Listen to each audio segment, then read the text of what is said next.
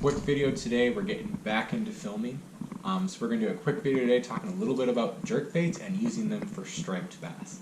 Now, a lot of people, when they think of fishing for striper, they're not going to automatically think of a jerk bait. A lot of people are going to think of bucktails, topwaters, and of course using cut sardines or anchovies.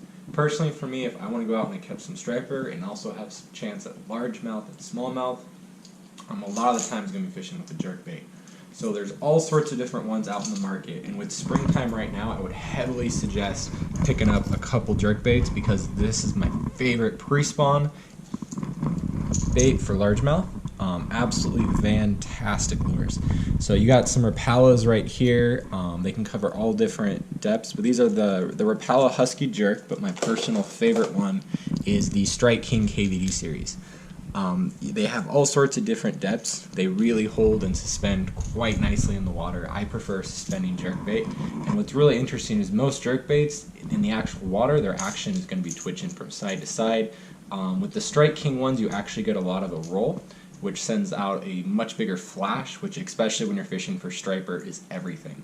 You can keep it pretty simple when it comes to colors if you're just looking to catch striper on these. The biggest deal is you want to have a big flash in the water. So a bait, something like this, is really not going to work in my experience. This one too, if I throw this all day I might get two, but particularly here, I think they call this blue shad, big chrome down the side. If I'm throwing this all day for striper, I'm going to get a big limit. There's something about that flash that they're absolutely looking for, and you do want to fish it a little bit different than you do for largemouth.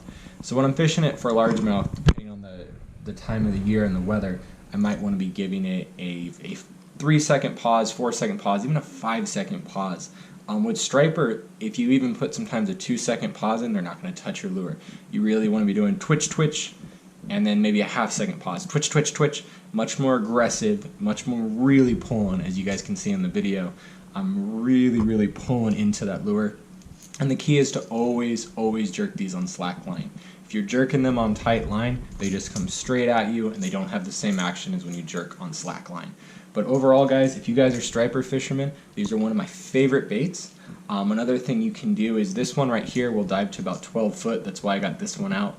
If you keep catching a lot of smaller striper and you're trying to target a little bit bigger one, especially in fall, when they're starting to boil, if you throw a topwater, you're going to probably end up, if they're schooling at 1 to 5 pounds with a 1 to 2 pounder. But if you get down deep, it's the same reason guys throw those big bucktails into boils. If you get down deep, cast past the boil, work it down, you're going to end up with a lot more quality fish. Kind of a similar thing to if you're tuna fishing.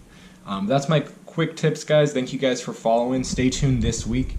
We're going to be doing some smallmouth fishing this week. And the next week we're heading out to California to go and try to catch ourselves a 10-pound largemouth. So really excited for that, guys. Thanks for watching, guys. Stay tuned. Keep those lines tight.